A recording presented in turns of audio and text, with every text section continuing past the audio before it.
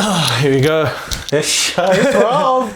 Here we go. Hey guys, welcome back to the channel. I've got one of my best mates, Tevita, here. We've been wanting to talk about so many different things, but primarily the Francis Ngannou move to PFL. But we always talk all the time on about everything in life, not only sports, but everything. And we just thought this would be perfect to get on film. And it's his first time, so you know, a bit different for getting in front of the camera. It is a bit different, but yeah, we want to do what we do on WhatsApp, but do it here. So welcome to Tevita. Hey man, thanks for having me on. Yeah, like Jem saying, it's my first time, and yeah, it's finally good to chat. Like we talk the most smack, or talk the most shit like off camera. It's probably good to finally put it on camera with a bit of. Oh, bro. But yeah, thanks for having me on. Yeah, welcome to our new space. It's nice, man. Yeah. Really nice. You're 30 now? Crazy, huh? 29 and 368 days. Crazy.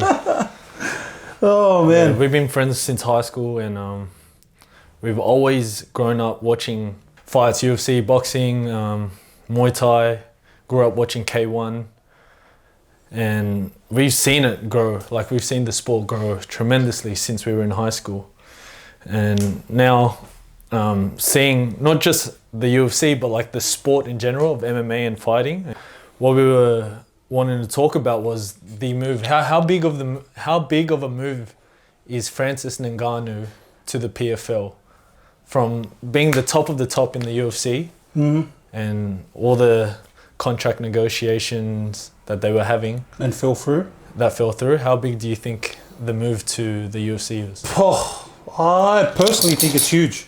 Yeah. My reasons being is, we've already touched base on it, was the fact that he's gone from just like how everyone else basically negotiates, how they always just yes sir, no sir kind of thing. We wanted to finally put his own terms in it, where I think it opens the door for like a lot of fighters, and it's good because like a lot of fighters that are coming towards the end, he held off for ages. Yeah.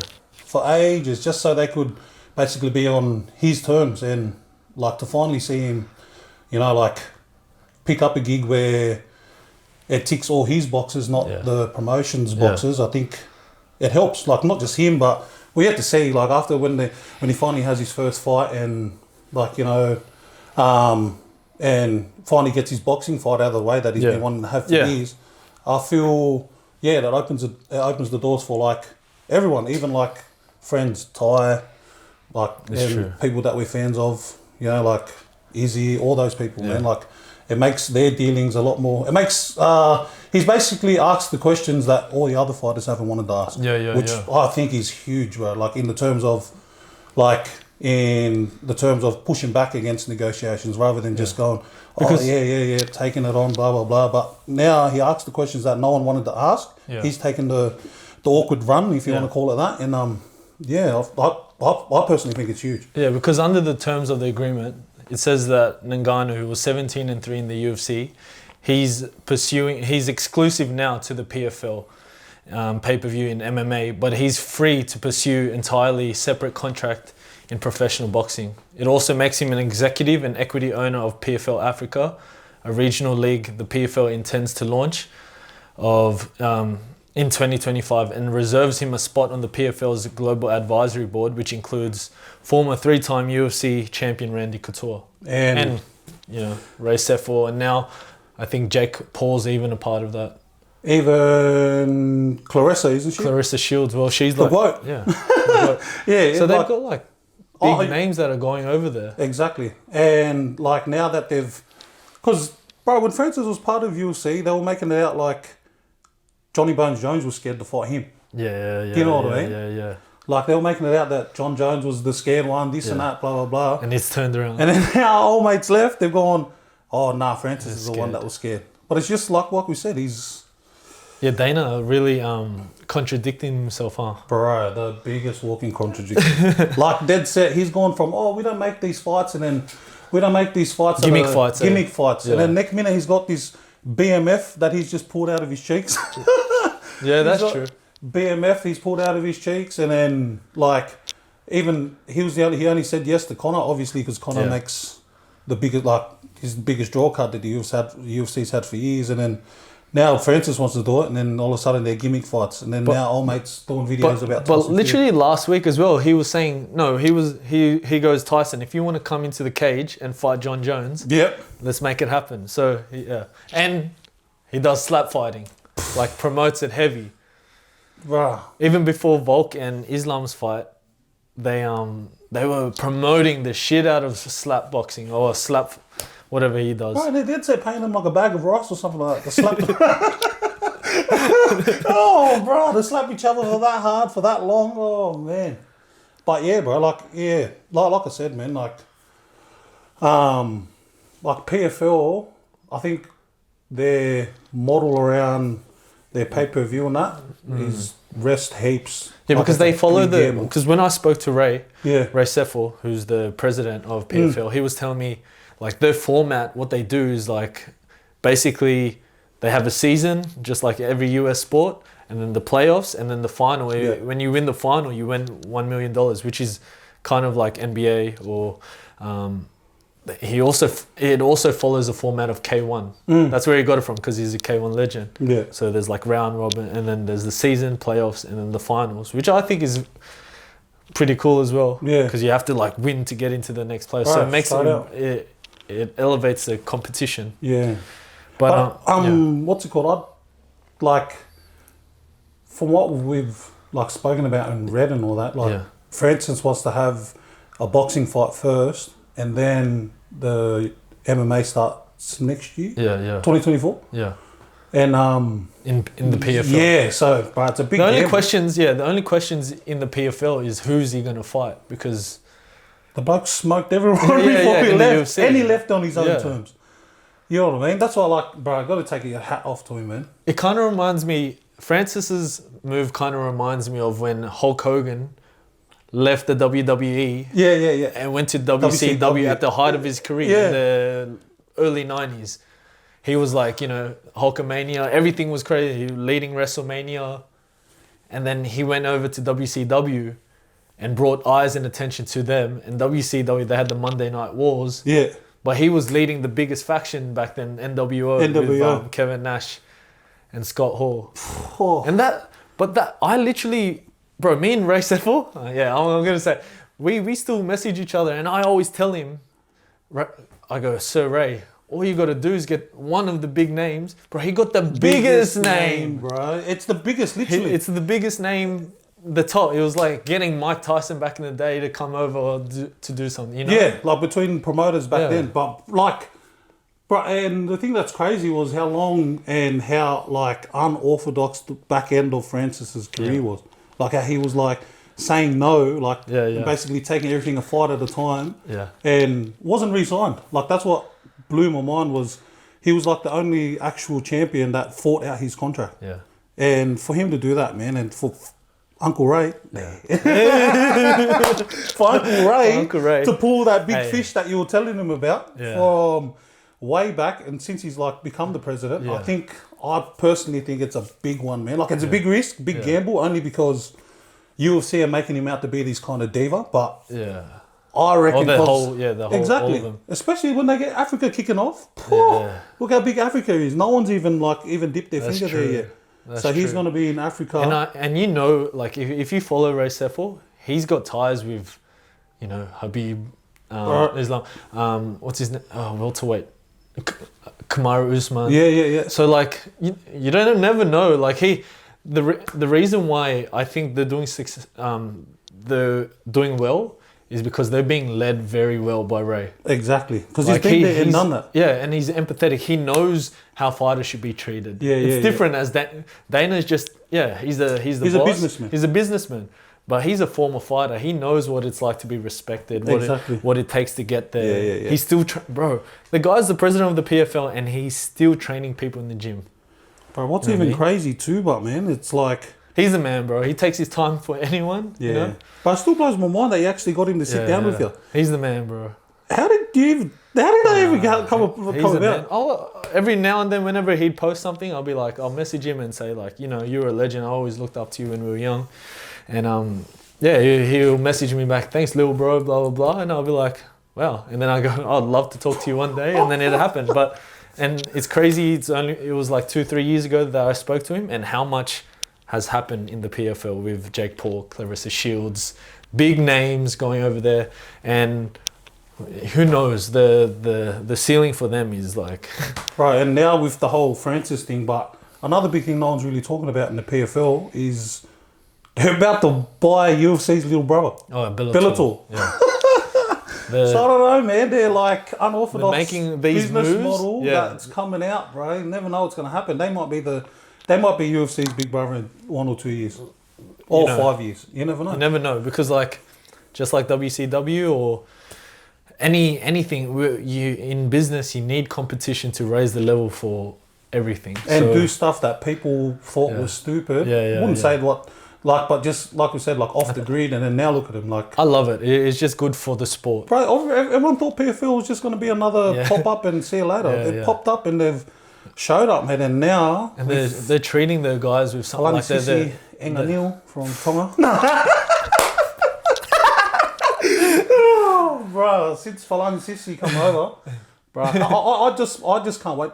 As a fan, man, I just can't wait to see him fight again. But they're treating the guys right. They're giving them equity within the business. You know, giving them as much as it grows. If they can grow PFL, the more money they'll get. You know? Exactly, it's like boxing. Yeah, and since Francis is gone, they've fast-tracked the whole PFL Africa. Yeah. So I'm pretty sure what it was 2027, I think, or was it 2030? Yeah. But then they pushed it forward to 2025 since old mate's there. Yeah. Which, man, I can't wait. Let's see. What do you think of with all of boxing now? You know, ever since the right, because I always said it to everyone that would, what do you think of Garcia and Tank? And I go, bro, respect to both of them. They made it happen. Because, you know, the past 5-10 years, boxers are not fighting each other. But now, ever since that fight, I think people saw the money, the views they got, plus the money they made. Bro, since that fight, now, tomorrow, we've got Teo versus Josh Taylor. What do you think of that fight? I reckon this will be a banger, man. Yeah. Personally, I think Josh Taylor's maybe a bit big. For him? Too big for Teo. Teo, he beat Loma, but he didn't absolutely ragdoll him. Loma just started slow, bro.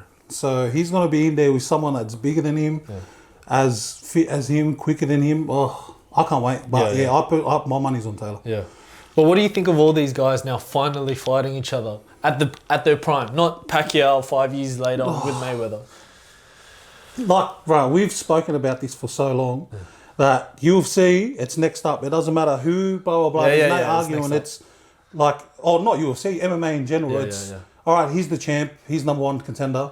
Fight. Unless it's Conor. He's been out for 4 years, comes back, fight. All that aside, to finally see what's it called? To finally see Bud and Spence.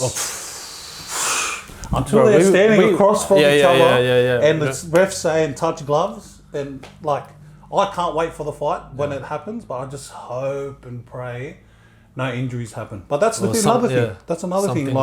They've seen what Tank and Garcia can do, and how much money they made.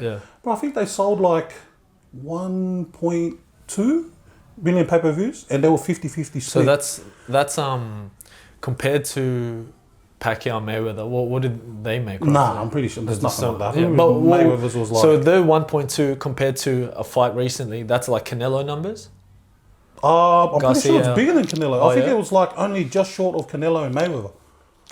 Bro, 1.2 is huge, bro. For everything there is usually a couple of 100,000. And that's 800,000, 700,000. But they went 1.2 and splitting everything 50-50. They played that on the zone? Yeah. Golden Boy. Yeah. So, and with everything now with streaming, and what do you think of everything that's happening with the promotions and also all the different media companies that are involved? It's pretty crazy, man. Like people that's popping up. I think if it's something that you could like I'd be a big fan of. You're talking like you subscribe. Huh? Me watching.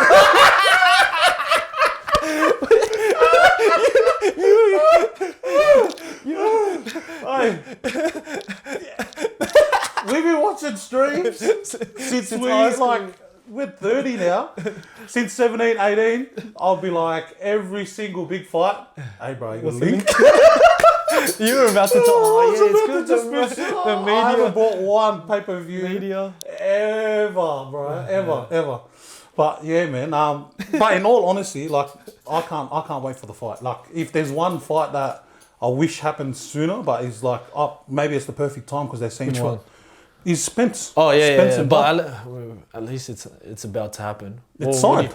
It's agreed. It's signed. So really, the only thing that can go wrong is something like horrific, like Spence goes Dom Toretto again. Yeah. What do you reckon with that fight between Spence and Bud? I know you're a Bud guy, but what do you think of the fight? Oh man, it's the best of the best. Like it's literally they're fighting, and Bud's fighting to be the first ever two-weight undisputed, and old mate's fighting to be undisputed. So they've got all the belts, literally. Yeah. So that's what makes it so intriguing. Is like the two best of the best in the division are finally gonna have a crack. Stylistically, what do you think? Oh, bruh, I don't mean to sound biased when I say this, but Bud's gonna take him to school. You reckon? Bud can. Oh, he's seen everything. Literally, he has seen everything. Who's the one that gave Bud trouble and was a southpaw?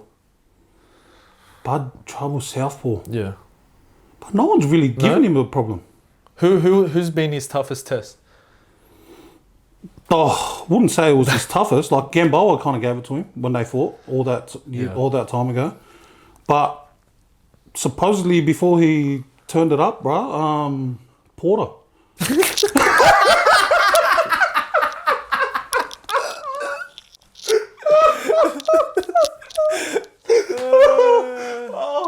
That whole fight? No, but it was legit. I'm being serious. Porter. Well, it wasn't his toughest. Like no one but on the scorecards, we're laughing because during that fight we were messaging on WhatsApp throughout the fight, and if you watch that fight from like 1 to 8 or so, Porter was in the fight, like he wasn't getting dogged hard, but I was going, fuck, I think he's winning, he's got it, and I was saying I was trying to talk shit, like he's off rhythm.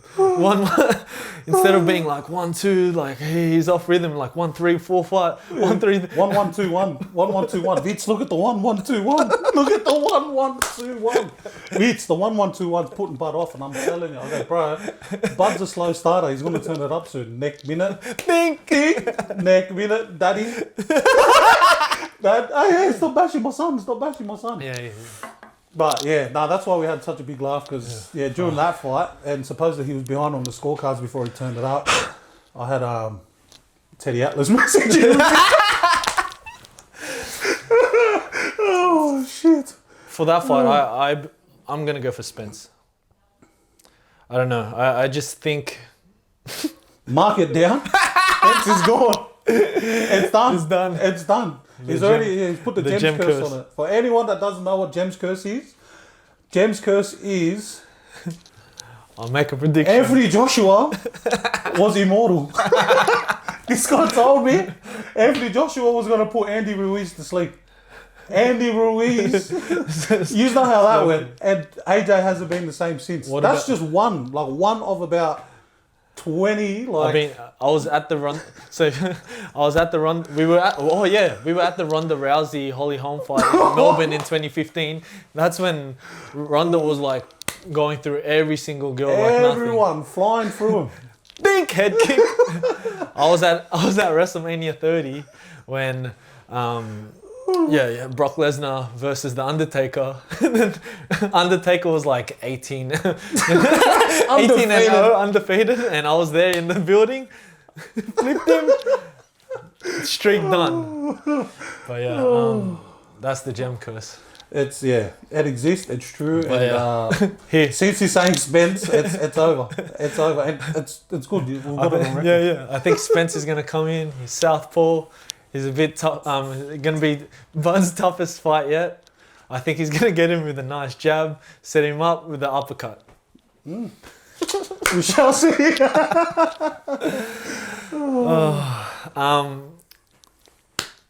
Red, this whole week, or the past few weeks, we wanted to speak on him solely, on Ja Morant solely, the 29, but this past week itself, the 2019 draft, we've seen memes where they go, bruh, the 2019 draft needs to go back to school because the number 1 pick, Zion, this week, bro, imagine this. You're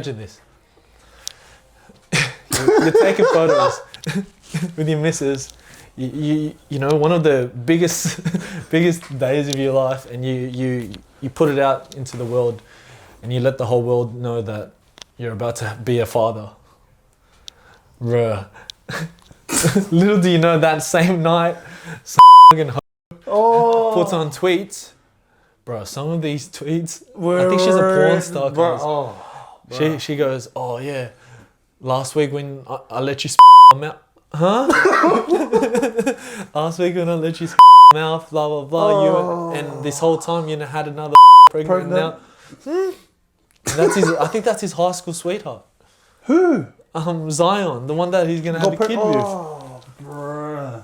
Yeah. Well, what's your thoughts on in 2019 draft and the whole Miles Bridges being a domestic abuser, bro? But Miles Bridges. Miles Bridges. But like, with. Well, let's go. Red hot.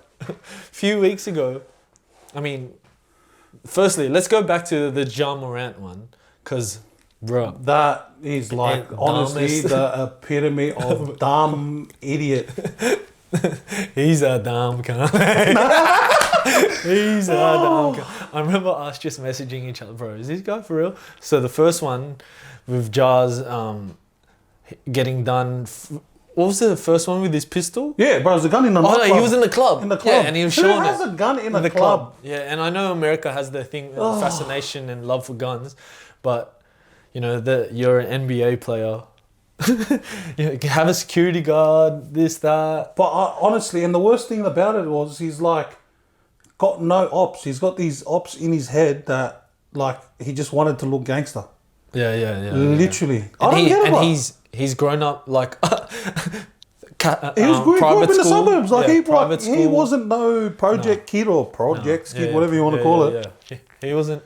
And I don't know. Maybe Gilbert Arenas rubbed off on him a bit. Yeah. And he's only 21 or something, 21, 22. And then, all right, so he got suspended and all that. And then the dump does it again. Literally. His mate was doing the live, and then he was. Yeah, his mate pops him out, and he was. Dumb, but like, how dumb can you be that you? That'd be like me and you chilling, and then I pull out my phone, and then you go, yeah, bah. Yeah, bah. Bro, what blew my mind was, bro, this guy's making like $100 million a year. Yeah, like, and potentially just released his shoe with Nike, and he goes and does that. And then like, But that Jazz thing, it was gun in the nightclub, went from that to, he was in the strip club, then strip club into, I'm sorry, I need counselling. And then he does it, bro, again, like, bro, one off it's a mistake. You know what I mean? One off it's a mistake. But two times it's like, you're an idiot. Yeah. Like, plain and simple, you're an idiot. We know a few people like that around the area. But yeah, and then this Zion one, what were they calling it? Buns and guns? Guns and buns. Guns and buns? Jar with the guns, and then old mate, bro. And then I think just yesterday or like today, I saw another one. Another girl came out with Zion and took Photo she has a photo of his back with his tattoo, Mount Zion, and him sleeping and going like, oh yeah, this whole time he had another. Got her courtside tickets to the Lakers game. Flew her out. Oh, bro. Oh, is this guy? This whole time do you think he's another? Oh, I personally think they both like just tick all the boxes for you silly mother. Like how? Like it's so like yeah, that 2019, and they were like. They're not like bums from that class. No, they're like top so good, 5 picks, bro. Yeah, and they're like gonna be go down 10 years from now. Yeah, they'll be legends. Exactly. Oh, so Zion's got to get on the court, but I mean, imagine that. But can you imagine that? They go, all right, here you go, man. We're gonna sign you for $200 million. You're gonna get a shoe released by the biggest athletic company in the world. Not Puma, not Adidas. All you have to do is just don't be dumb. Like literally. Don't be dumb. Don't like. But it's Don't be dumb. Don't bash your missus. Don't do this. Don't do that. Blah blah blah. Like name it. Bro, it's not even like fair enough. They've got to be like they have to be good in the public eye and whatnot. Yeah. But bro, well, man, if I honestly would shovel shit for that much money straight up. I don't care. I'll go scrub floors, whatever, and they're getting it like from. Doing something that they love too. It's not like it's forced upon them, bro. They're gun basketball players, but off the court, oh, bro, the things I'll do for $200 million. Legit. And Zion's played like 40% of the games that he's been in the league for, and they're still going to sign him for a max extension. What do you think, Zion? What do you think he was thinking when he woke up and he's seen all these things going off on socials, bro? He just took the photo of him and put it up that he's about to have a kid, and then I reckon he woke up and went. He's laying there and she's going, mate, what are these? He's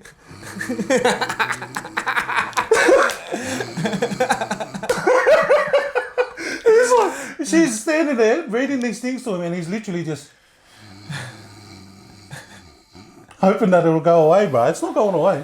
Yeah, bro. And then another one came out. Imagine they all start they all just start coming out. Well, at least they're coming out, and it's not like he did any of them dirty. Like, as in nothing was non-consensual or consensual or whatever. Yeah. Like at least it's that. Like not doing those coming out ones. Like you think that these guys. I'm not saying like I don't know what the lifestyle of the NBA players are. But like, you think that these guys would have NDAs or like non-disclosure? Yeah, for sure. All these girls are full coming out. Oh yeah, no, but they probably didn't do it. Yeah. But most of them already were signing them like Zion. Right. But yeah, and they're not just like everyday Australian, American women like that are. They're all adult entertainers, bro. I'm like, is this like sweet? Oh, but I feel like I don't know, especially basketball players, they love going with the like of the hose, bro. Like you could get any girl, the most wholesome girl and everything, but it doesn't entice them, bro. And that's why LBJ's the GOAT. Bro, he's been in the league since he was fresh out of school. 17, 18-year-old, they handed him 100 mil. He ran with the bag and got the bag and left. Or he's got really good people around. No. Think about it. Nobody out there is like dry snitching him. Nobody. He's probably got it all covered. He's smart, bro. But you know the way he plays his basketball IQ. He does the same thing on the streets. But that's because all his closest business partners and all that, they're his boys. Yeah, so imagine if you were like, that's right. You blew up and you brought me along. That's what he's done with his crew. And that puts him in GOAT positions as well, bro. The way not even like the way he grew Mav Carter, Rich Paul, all of them, bro. All of them. Clutch Sports is them, yeah. Clutch Sports is the biggest management company in like you can say the world or the NBA, and that's his boys, man. Yeah. And that's why, like, it's the perfect example, bro. Yeah. He's been there since he was 18. He's 38 now. 20 years, not one hiccup. Yeah. This guy's been in the league for 3 years and he's got 3 girls. There you go. 3 girls coming out. Duncan. One bloke's buddy playing buddy chitty chitty bang bang. And another bloke's buddy boxing with his missus. It's red hot, man. Like that's why like no one like you got to take your hat off to him, bro. Like LBJ, like fuck. Take your hat off. Nah, I'll take it off. I'll take my hat off, bro. I don't mind taking it off when it's clean cut, bro. But it looks rude when it's like half grown. I end up looking like an old man. Nothing in the middle, everything on the sides. It's crazy. I think, and what LeBron's done during this social media era, and nothing's really gone. The worst thing that's happened with him, like I used to be a mad LeBron head, but I think the worst thing looking back on his career now was when he did the announcement that he was going to Miami, and that's the worst thing. That's the worst thing he did. He's just said, decision. I'm leaving. I'm sick of my back's sore. I'm getting arthritis at the age of 26 for carrying these blokes. I'm gonna go and try to get some help in Miami, and everyone's hating him for it. But yeah, bro, 20 years in the league and not a blemish, man. Yeah, like it's crazy. So many big stars, they've been caught up in love triangles or girls coming out saying that, you know, like he told me he loved me, this and that, blah blah blah. And nothing, bro. Literally, crazy. Not one thing. Going off our last point with these young boys, the young boys of the league and all. What do you think the effects of balding has on young men in today's society? Whoa. Whoa. Whoa.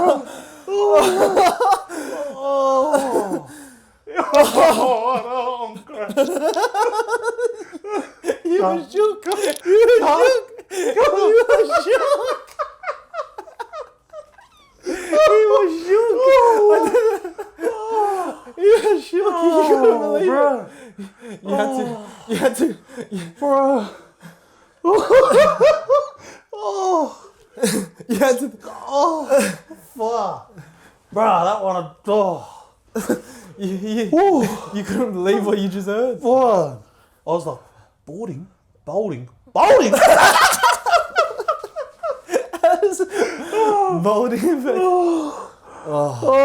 bro.